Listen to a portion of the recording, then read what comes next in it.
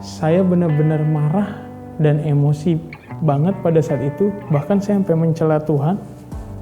Ya, saya mau luapkan itu nggak bisa, akhirnya saya luapkan di media sosial, Kak.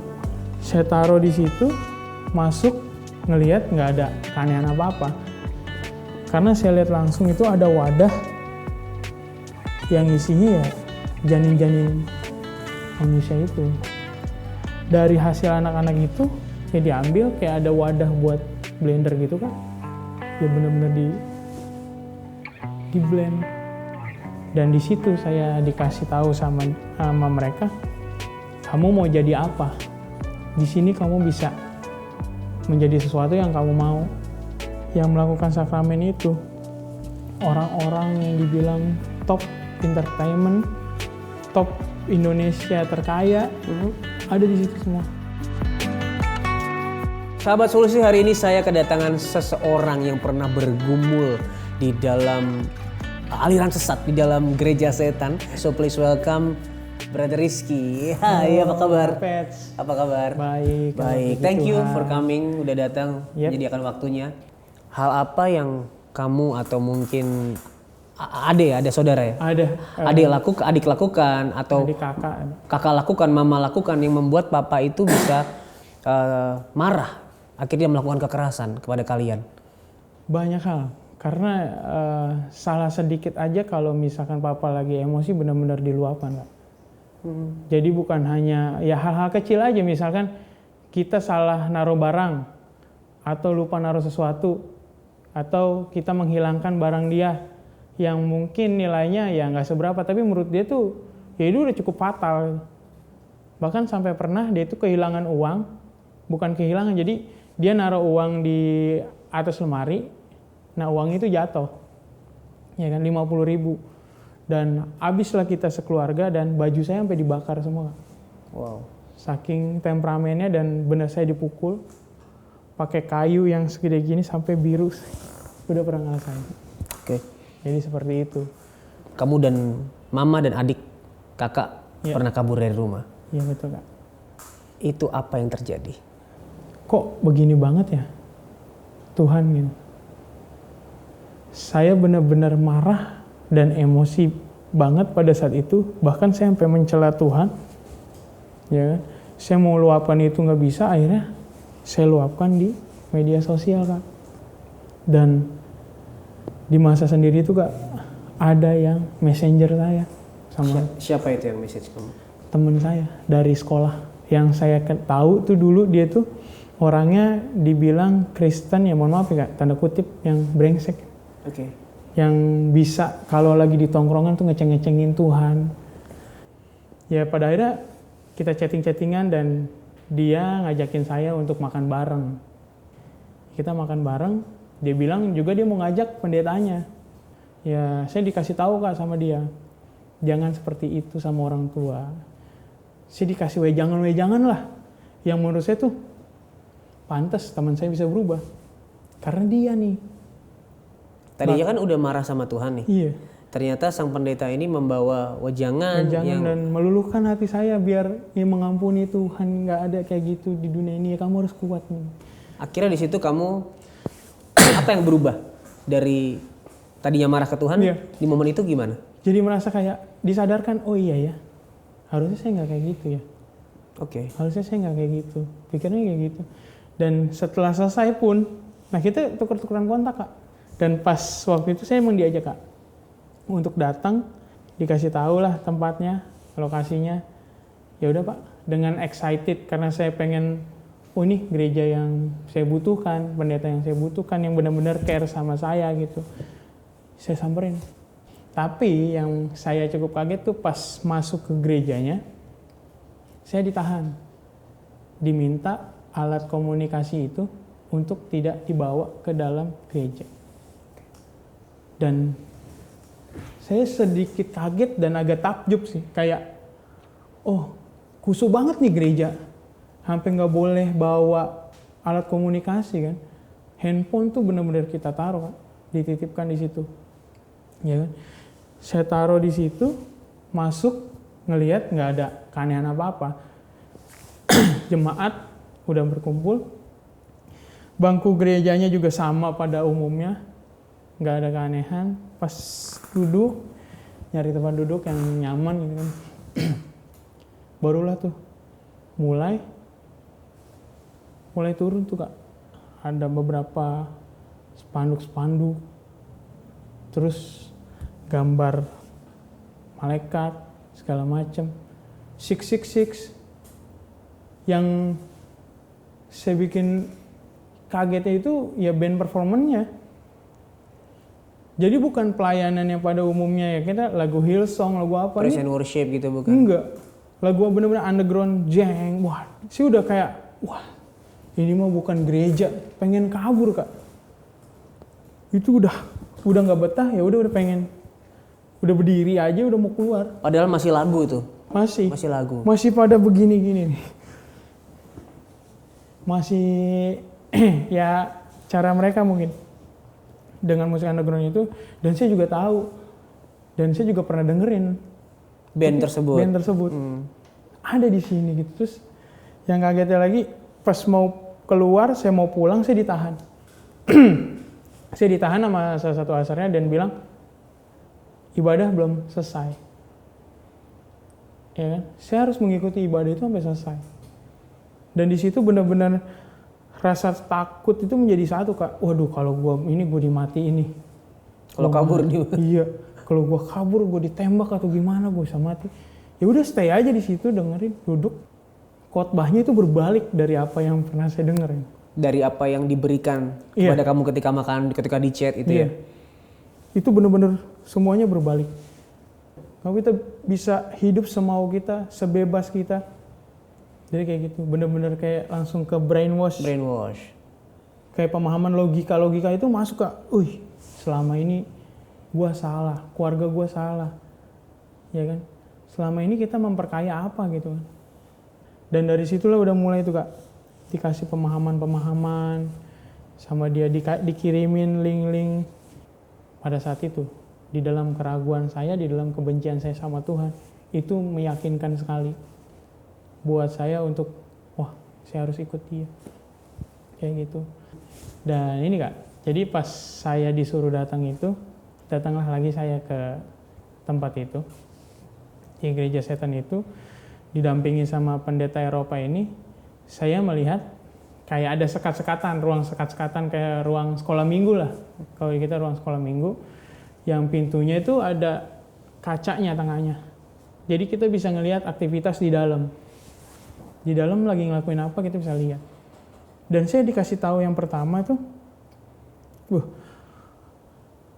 dibilang kaget sih waktu itu ya enggak. Kalau sekarang kalau kepikiran lagi sih cukup kaget gitu. Karena ngelihat langsung kayak cowok sama cowok itu Kak lagi melakukan aktivitas hubungan badan cowok sama cowok, dan itu ada beberapa, nggak cuma 1 atau 2 pasangan, tapi ada cukup lumayan banyak gitu. Dan saya ngeliatin gitu kan, ya di sini dikasih tahu lagi di ruang berikutnya cewek sama cewek lagi melakukan itu juga, dan bukan cuma 1-2 pasangan tapi lumayan banyak. Dan yang ketiga ya normal, cewek sama cowok. Saya pikir ya ada keanehan apa di sini, kan harusnya nggak ada yang aneh dong, cewek sama cowok. Ternyata mereka ini, cewek dan cowok ini pasangan suami istri yang boleh bertukar Kak. Jadi mereka bertukar-tukar pasangan. Dan mereka ini yang akan disiapkan nantinya untuk jadi bahan sakramen mereka. Jadi mereka ini orang-orang yang sudah terpilih. Orang-orang yang sudah terpilih yang akan menjadi sakramen mereka. Jadi hubungannya dari mereka itu akan dihasilkan. Benihnya, janinnya gitu. Iya, janinnya akan dihasilkan tapi nggak dikeluarkan secara normal. Kita bisa bilang ya diaborsi gitu. Karena saya lihat langsung itu ada wadah yang isinya ya janin-janin manusia itu. Ya saya tanya ini untuk apa? Ini untuk sakramen. Dari hasil anak-anak itu ya diambil kayak ada wadah buat blender gitu kan. Ya benar-benar di blend. Sampai menggumpal bentuk darah lagi. dimasukkan ke cawan. Dan di situ saya dikasih tahu sama mereka, kamu mau jadi apa? Di sini kamu bisa menjadi sesuatu yang kamu mau. Saya ditawarin nggak? Saya cuma bilang waktu itu pas saya ditanya gitu, ya saya mau jadi artis gitu. Karena menurut saya artis itu berpenghasilan ya lumayan. Itu pikiran bodoh saya gitu. Saya ngeliat artis-artis pasti punya duit gitu, banyak duit, karena tahu sendiri keluarga saya yang udah terpuruk parah ya kan, dengan hutang di mana-mana segala macam. Ya saya harus membebaskan keluarga saya dong. Saya pikir kayak gitu. Ya dikasih persyaratan sama dia. Persyaratannya itu ya kita harus perjanjian darah. Jadi darah kita itu dicampurkan lagi ke cawan itu. Jadi dibuat ada lukanya ya, gitu mungkin ya? ada luka, ada luka, pokoknya harus keluar darah kita, digabungkan sama cawan itu, lalu nanti kita minum. Oke. Dan ada satu syarat lagi, surat keluar dari gereja saya, surat resmi keluar dari gereja. Dan itu menurut saya kan gampang ya, karena saya udah nggak ke gereja lama, saya juga udah bilang saya udah punya gereja sendiri. Saya tinggal ngomong, saya itu coba itu DM pendeta muda saya. Kebetulan juga dulu saya bareng di staf pastoral sama beliau gitu, bikin warta segala macam saya sama beliau. Dan saya coba kontak dia, kok saya minta surat pengunduran diri dari gereja dong, gitu. Tanggapan dia apa?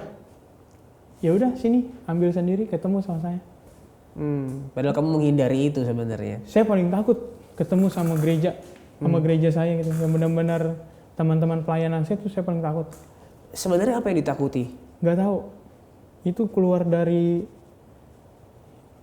insting sendiri, bukan dari saya. Kayak emang ada yang bikin saya ketakutan terus. Okay. Di saat mereka datang ke rumah aja, sampai mama saya bohong, almarhum mama saya bilang kalau mama lagi digebukin sama papa, tolongin mama nih pulang. Enggak, saya tahu di situ ada orang gereja. Saya tahu, saya sampai ngomong kayak gitu ke mama saya. Di telepon tuh kayak, ya udah, tahu karena saya punya ketakutan sendiri, nggak bakal bisa ketemu gitu sama orang-orang gereja itu. Bahkan saya sampai disuruh datang, ya nggak bisa. Dan pada akhirnya, saya minta tolong sama saudara saya. Kebetulan kan kita sekeluarga emang pelayanan, ada pelayanan di gereja itu kan. Saya minta tolong dong ambilin surat keluar gua dari gereja. Nanti lu gue bagi 1.500.000 lah. Saat waktu itu karena saya pede. Karena pede kalau saya masuk saya pasti jadi kaya. Saya jadi kaya, saya punya skalanya, saya 1.500.000 mah kecil. Terus dia iyakan, iya. Dia menyanggupi. Dan pada saat itu dia nyamperin dan ngabarin ke saya, nggak bisa. Kudu lu yang ngambil sendiri. Oke. Gitu. Itu momen setelah kamu berapa lama di dalam gereja setan itu? Sekitar hampir 2 bulan lah. 2 bulan? 2 bulan intens tuh saya mengikuti sampai semua yang ritual-ritual itu saya udah punya juga Kak. Kayak ada Satanic Bible 666. Saya tuh udah punya. Kalau waktu itu saya pernah search itu Satanic Bible 666 itu bayar sekitar 3.999.000 kalau salah. Hampir 4 juta harganya di Play Store. Saya dapat gratis. Dan di situ kita banyak belajar kayak ada gambar-gambar, simbol-simbol, terus siapa itu Lucifer, mantra-mantra, terus cara-cara memurtadkan orang atau cara-cara membuat orang itu jauh daripada Tuhan. Itu kita udah ada di situ semuanya. Bahkan kayak mau pendeta apapun kita pede. Karena kita punya pegangan itu. Dari situ Kak, dan akhirnya nggak dapet saya kan. Saya nggak dapet suratnya. Nggak dapet suratnya, dan pada akhirnya datang ke gereja itu pas banget memang momen sakramen.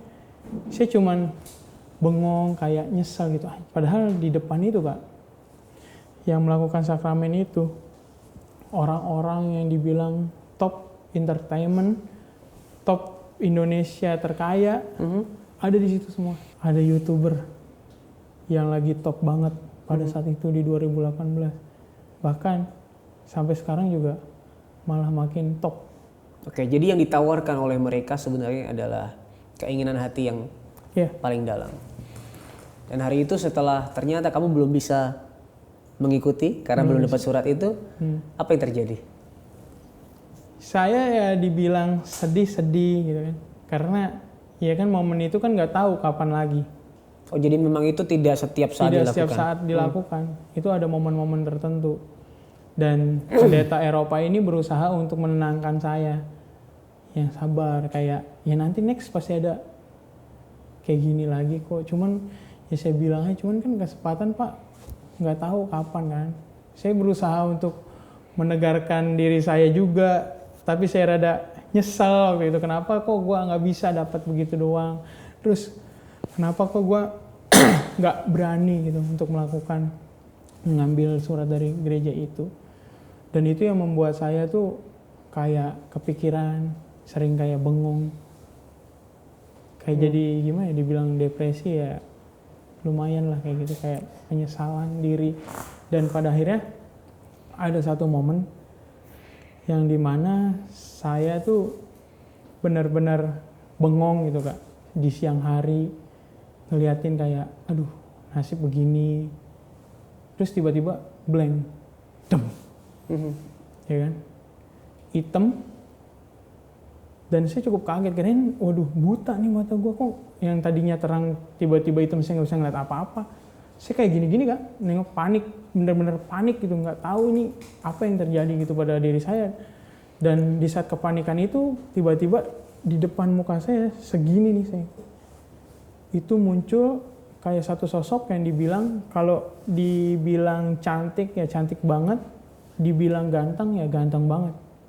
Itu saya liatin dari atas sampai bawah itu benar-benar bersih, nggak ada nodanya, mohon maaf gitu ya, nggak ada sama sekali kecacatan dan segala macamnya. Dan dia ngomong Kak dengan bahasa yang kita nggak mengerti, tapi saya paham bahwa dia nunjukin kalau aku adalah Lucifer, ikutlah aku. Cuma ngomong kayak gitu, dan itu langsung saya kayak hah, bener lah gitu, masih ragu-ragu gitu. Tapi emang bener kayak, gila, malaikat, dibilang malaikat ya itu, saya dikasih wujudnya yang itu. Dan setelah itu ya, dia ngomong kayak gitu, lama balik lagi tuh penglihatan. Saya bisa ngeliat lagi, dan saya langsung ngabarin Kak. Saya bilang, ini apa gitu. Dia bilang dia gini-gini, oh iya bener, kamu udah ketemu sama Lucifer. Waktu itu ada sebutan khusus tuh buat Lucifer itu. Dan saya benar-benar lupa. Pokoknya saya pemahamannya tentang Lucifer ya kayak, ya kan? Dikasih tahu kalau di dunia ini nggak harus ada yang kamu takutin lagi, termasuk roh-roh halus atau yang kita bisa bilang ya roh-roh jahat segala macam. Karena Lucifer ini udah kamu udah di bawah naungan dia. Jadi kayak misalkan kayak pocong, kuntilanak, genderuwo atau apalah namanya itu, ya mereka itu derajatnya ada di bawah kaki kita, di dalam tanah bahkan. Kalaupun kita menginjak tanah, berarti kita ada di atas mereka. Jadi kamu nggak perlu takut. Dari situ Kak, saya bisa ngelihat kayak sesuatu gitu, bisa mengetahui ada apa, kayak timbul aja gitu. Sampai beberapa bulan, tibalah di November, awal Desember. Itu kira-kira sudah berapa bulan kamu sekitar dari Juli bergabung dengan? Dari Juli sampai ke 4 atau 5 ya. Oke. 4 atau 5 ya. Setelah di situ Kak, ini awal mula pertobatan saya nih. Ketahuan saya Kak sama gembala saya. Kenapa bisa ketahuan? Saya juga nggak tahu. Tiba-tiba datang, iya kan? Datang ke rumah saya. Dia masuk ke kamar saya tuh kayak benar-benar kayak gimana sih Kak? Kayak polisi, buk. Penggerebekan ya? Penggerebekan, oke. Jatuhnya kayak gitu. Buk, dibuka, wah ketemu, begitu. Saya kaget lah, kok bisa gitu ketemu sama saya gitu kan. Pas banget saya lagi baca Satanic Bible itu. Pas saya baca, saya kan kaget. Saya taruh begitu Kak. Saya taruh begitu, HP-nya kan kelihatan ya. Wah ternyata bener dia ngomong. Selama ini, kamu ya ikut aliran yang gak bener. Karena dilihat dari HP saya, mama saya langsung kaget Kak. Selama ini kan taunya mama saya ke gereja. Ya kan, saya beribadah. Saya aktif di gereja yang baru. taunya gerejanya gereja setan. Dilihat itu udah kamarnya juga udah simbol-simbol, udah banyak ya kan, tentang Illuminate, 666 segala macam. Udah benar-benar mengagumi itu saya. Segitu kagumnya saya sama mereka. Dan di saat ketahuan, ya saya dikasih tahu lah sama pendeta saya, sama gembala saya yang ketemu. Jangan kayak gini-gini. Mama saya benar-benar kayak nangis, kayak hancur hatinya gitu. Bah, ternyata anak gua tersesat. Dan setelah itu, dia ngomong-ngomong, saya tuh cuman kayak, alah ngapain sih lu? Ini pengen nih gua murtatin lu gitu. Pengen saya jadiin korban pertama. Tapi karena saya melihat beliau tuh baik, saya anggap juga sebagai nenek saya juga, kayak omah saya. Saya manggilnya pun ke gembala saya tuh omah. Sampai sekarang pun ya puji Tuhan baik banget sama saya gitu. Dan akhirnya dia berdoa untuk saya. Berdoa dengan mama saya yang masih nangis-nangis. Saya didoakan dengan kesombongan saya pada saat itu. Percuma lu doain gua, gak bakal mempan. Saya gitu Kak. Dalam hati saya, udah buruan lah. Akhirnya dia selesai berdoa.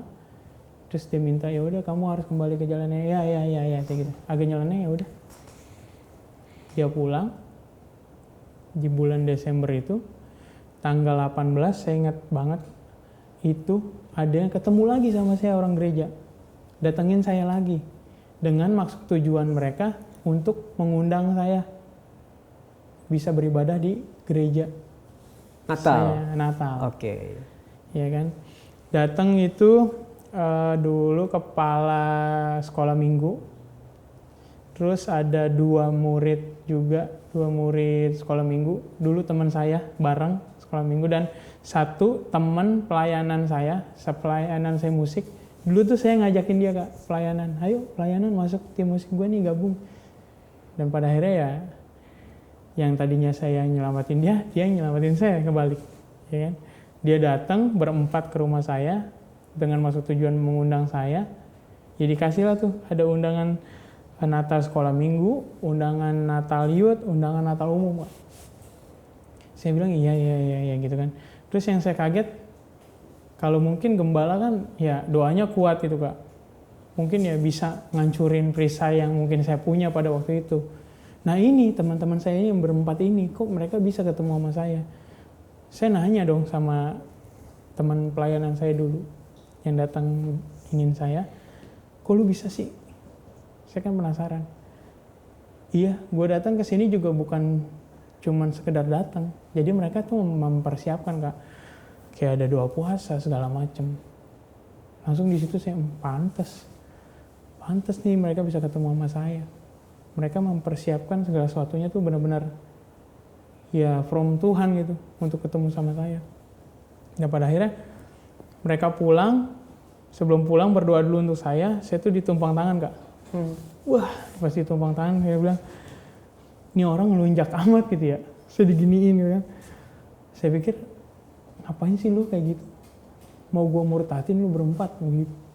Situ udah ada niatan ke situ Kak. Cuman kayak kasihan karena mikirnya ya ini masih teman, masih saya hormati lah gitu. Pada akhirnya ngapa didoain, saya nyeleneh.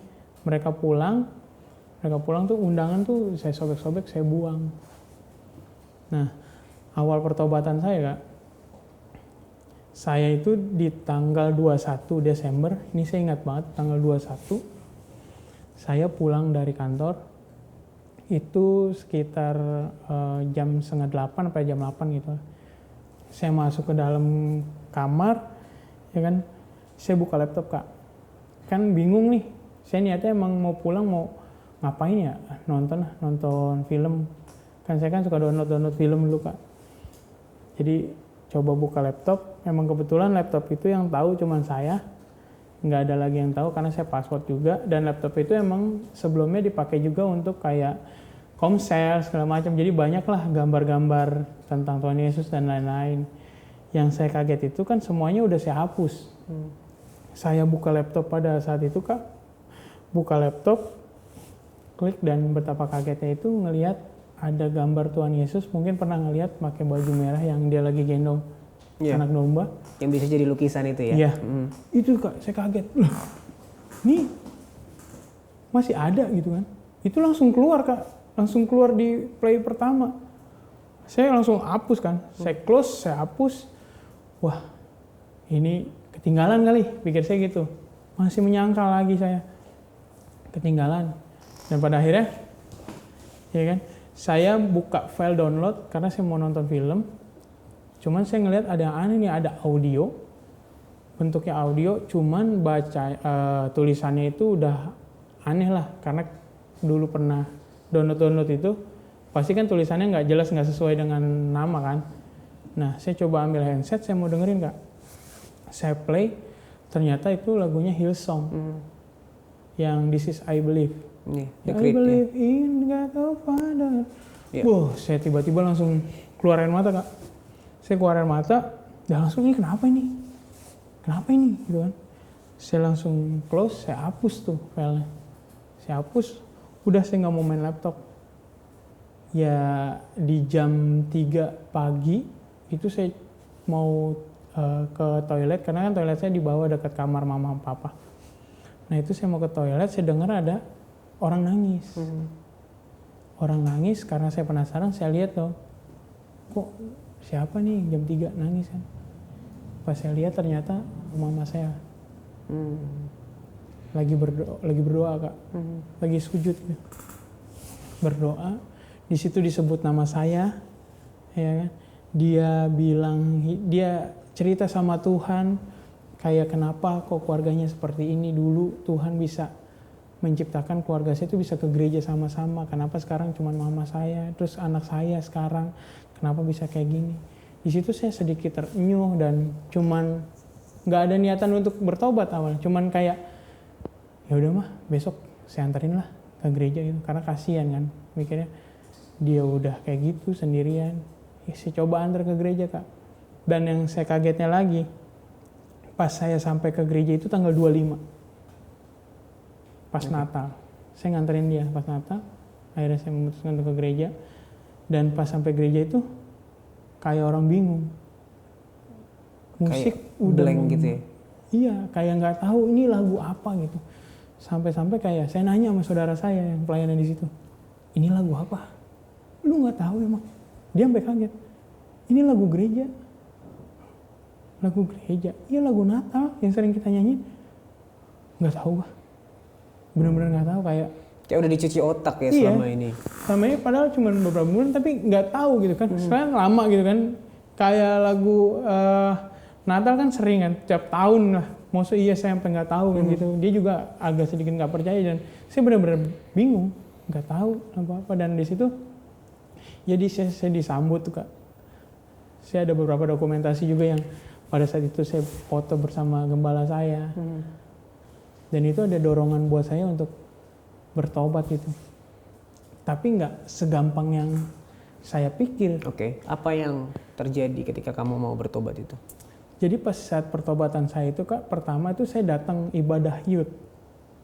Datang ibadah youth, memutuskan datang ibadah youth. Yang saya aneh tuh, saya mencoba, di situ ada lagu Tuhan Yesus Baik. Dan saya mencoba ikuti ritme itu, Tuhan Yesus Baik. Dan saya nggak bisa. Di saat saya mau ngomong Tuhan Yesus Baik, mohon maaf itu kayak nggak keluar. Dan kayak ada keras, di lidah itu keras. Dan itu ada keanehan. Menurut saya ini udah, wah aneh banget nih. Di saat saya coba mau ngangkat tangan, disuruh worship leader untuk angkat tangan, saya nggak bisa Kak. Padahal kan kalau misalkan kita di luar ya bisa aja kayak gini kan.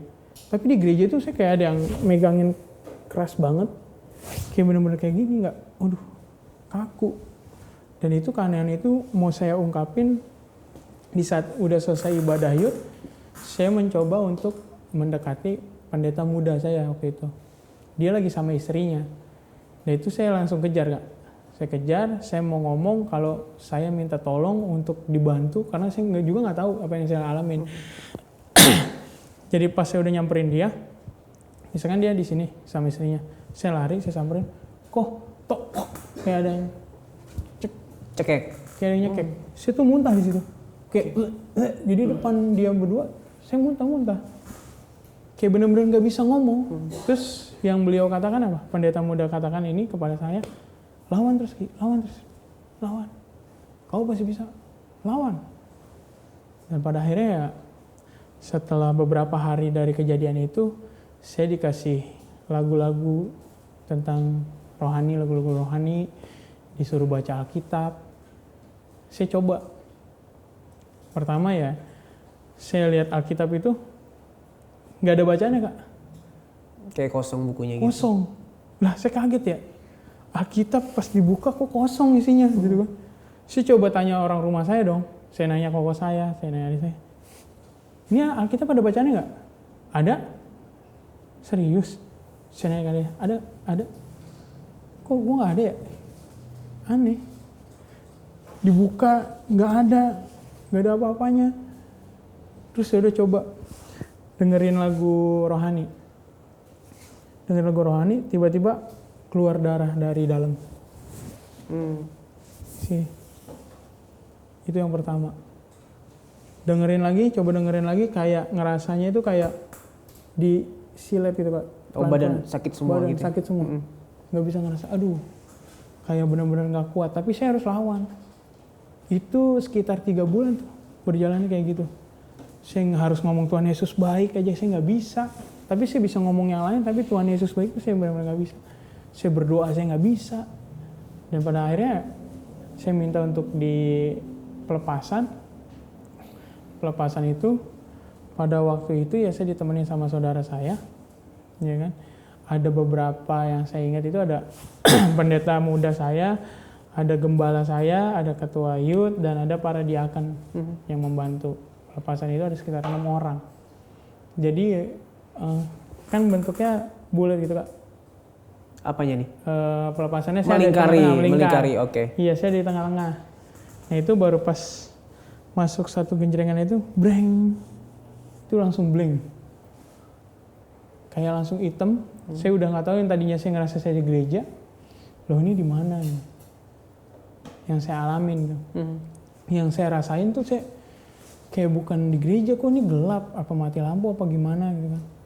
Saya kayak kebingungan, kayak orang kebingungan, bener-bener lari ke sono lari ke sini ya nggak bisa yang saya rasain. Padahal saya itu di situ katanya, Kak, yang menurut versi saudara saya yang ngelihat waktu itu, saya tuh ngamuk katanya. Oke. Saya ngamuk, dipegangin sama 6 orang, bener-bener saya teriak-teriak, ya kan, melakukan hal-hal yang ya bukan seperti saya. Yang saya rasain sih di situ gue nggak ngerasa apa-apa, gue cuman gelap, saya bilang kan, saya gelap. Dan saya ngelihat, saya mencari-cari kayak jalan gitu kan, ngelihat ada satu cahaya terang.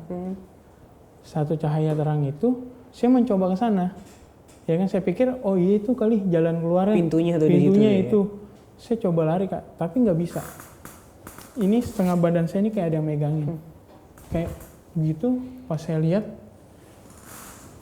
itu benar-benar kayak dibilang iblis. Kalau yang di film-film itu mungkin nggak terlalu serem ya. Ini tuh serem banget. Kayak bentuknya tuh abstrak. Dan itu banyak banget, Kak. Banyak banget dan benar-benar bikin saya ketakutan gitu. Lah ini apa gitu kan. Aku sudah mati begitu. Saya mikirnya saya udah mati kan. Kayak ya udah gue di neraka nih kali. Tapi gue lihat ada cahaya di depan gitu. Saya coba aja bilang, karena saya waktu itu diingetin ngomong dalam nama Yesus. Nah itu coba saya keluarin dalam nama Yesus, kayak gitu, Kak. Dan akhirnya kayak ada yang megang tangan saya juga. Itu terang banget tangannya. Saya pegang, jadi tarik-tarikan gitu, Kak. Antara sakit di sini sama itu kerasa banget. Saya cuma ngomong dalam nama Yesus, Tuhan tolong. Dan akhirnya ya saya ketarik. Ya kan? Saya kelepas dari mereka-mereka ini, ketarik dan ngelihat itu kayak ada taman, bangkunya bentuknya U gini. Dan yang orang narik saya tadi itu orangnya tuh terang banget. Yang saya percaya itu kalau itu Tuhan Yesus pasti. Saya percaya itu Tuhan Yesus. Terang banget dan tangannya itu, Kak. Jadi ada orang-orang berkumpul di situ. Ternyata saya lihat itu ada keluarga saya semua. Tangannya itu merangkul dari ujung sampai ke ujung. Dan dia bilang, duduk sini. Saya pikir kan saya udah mati kayak, ya gue udah mati kali, emang udah. Saya juga udah ngelihat orang-orang yang udah nggak ada juga, ada keluarga saya. Tapi saya ngeliat ada mama saya, ada papa saya, ada adik saya, ada koko saya. Ya udah, emang gue udah nggak ada di dunia. Saya pikir kayak gitu udah pasrah, Kak. Dan ternyata pas saya duduk itu, yang saya sadar langsung ada di gereja lagi. Puji Tuhan, di situ saya langsung teriak, Tuhan Yesus baik. Saya bisa ngomong dalam nama Tuhan Yesus. Saya bisa mengangkat tangan saya. Bahkan saya di situ saya berkomitmen untuk memaafkan papa saya. Wow. Itu Oke. momen. Dan sampai sekarang, maksudnya orang-orang dari gereja setan itu tidak pernah menghubungi kamu lagi? Karena semua yang berbau tentang gereja setan itu udah saya musnahkan, kita musnahkan. Oke. Segala macamnya itu udah benar-benar kita lepas. Jadi nggak ada sama sekali bekasnya. Apa yang membedakan hidupmu ketika dulu masih sibuk dari sibuk pelayanan Selasa sampai Minggu, lalu mulai masuk ke dalam lingkaran gereja setan dan akhirnya kembali kepada Tuhan? Apa yang kamu rasakan berbeda di dalam hidup kamu? Damai sejahtera itu benar-benar saya rasakan, Kak. Benar-benar pertolongan Tuhan yang ternyata ya selama ini yang nggak kita sadari itu benar-benar kerasa. Kayak saya bisa bangun pagi, saya bisa bernafas. Itu sih, Kak.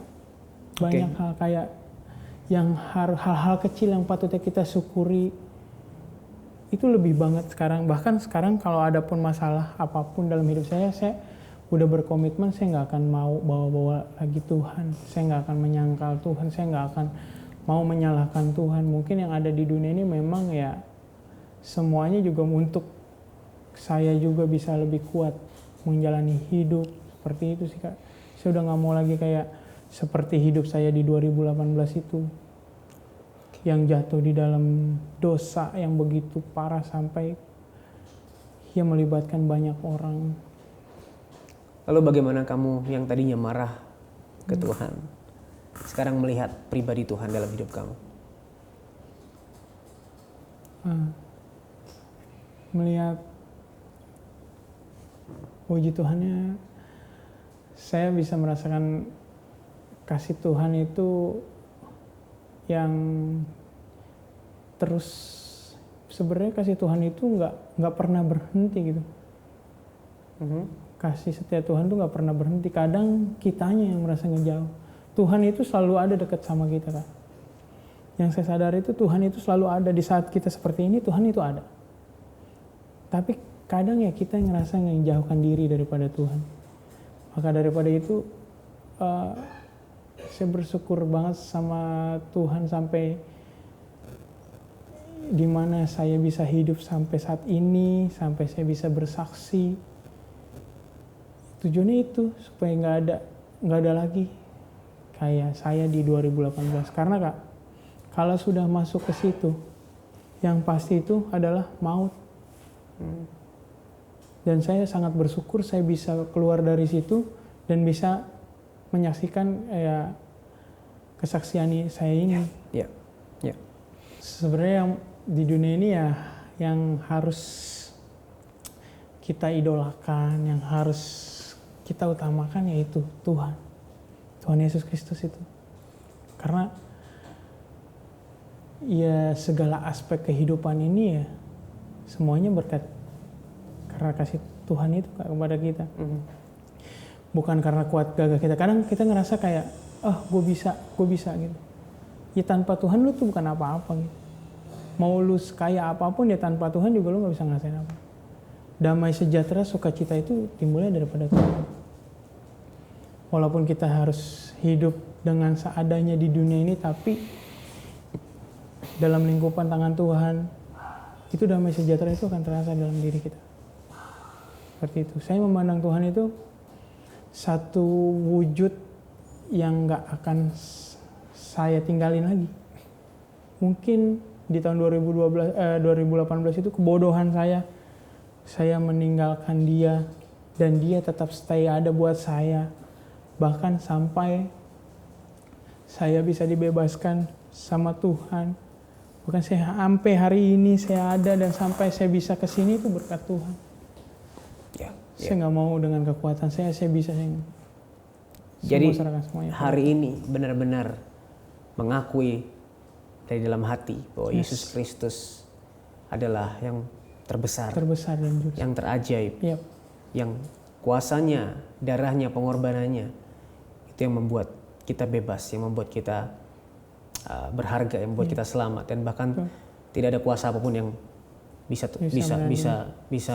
tahan di hadapan Yesus Kristus dan darahnya. Amin. Oke. Lalu bagaimana? Apa yang terjadi dengan Papa? Karena kan tadi akhirnya kamu memutuskan untuk memaafkan Papa yang sudah yang sudah membuat kamu kecewa, membuat kamu kepahitan, sakit hati.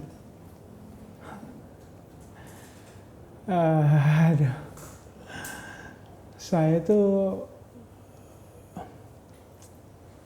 udah memaafkan beliau, dan yang saya punya di dunia ini ya tinggal satu, ke orang tua saya tinggal Papa.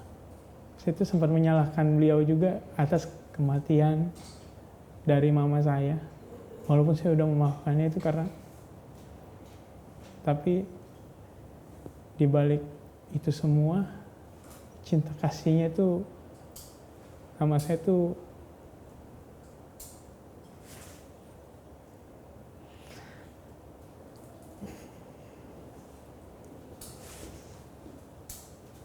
yang saya rasain, ya Papa tuh selalu ada support saya.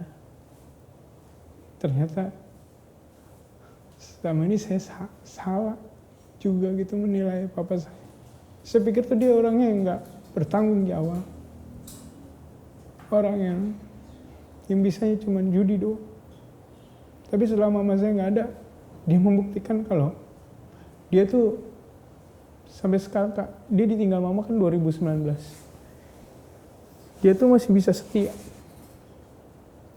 Yang saya salut di balik semuanya itu, di balik temperamennya, di balik kasarannya, dia tuh masih bisa setia sama mama saya. Dia nggak mau nikah lagi. Dia masih mikirin tentang kesetiaan, ngasih tahu ke saya juga banyak hal yang saya belajar dari dia, terutama menjadi orang tua yang bertanggung jawab. Seperti itu. Jadi hubungan kamu dengan Papa juga sudah dipulihkan dalam Tuhan. Puji Tuhan. Puji Tuhan. Enggak bawa. Oke. Tisu. Oke, maaf. Thank you, Kak.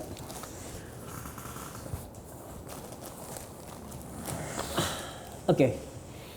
Jadi yang harus kita sadari bahwa yang bisa memenuhi hati kita, kekosongan hidup kita, hanyalah Tuhan Yesus Kristus.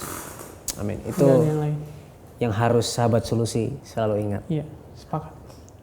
Oke, jika sahabat solusi hari ini mengalami kekecewaan karena kondisi yang tidak berjalan seperti apa yang kamu mau, dan kamu mencari pemulihan, mencari hal-hal yang lain untuk mengisi kekosongan hati atau hidup kamu, dan kamu rindu untuk bebas dari itu semua, kami mau untuk mendukung kamu di dalam doa. Silakan hubungi nomornya di bawah ini. Ini adalah nomor layanan doa dan konseling Cahaya Bagi Negeri. Kami siap 24 jam untuk mendengarkan cerita kamu dan mendukung kamu di dalam doa. Jangan ragu untuk menghubungi kami tunggu ya. Rizky, thank you so much buat waktunya, buat kesaksiannya, buat ceritanya. Terus maju di dalam Tuhan. Salam buat istri dan anak. Sehat selalu. Tuhan Yesus berkati juga untuk Solusi TV dan tim. Tuhan Yesus berkati juga.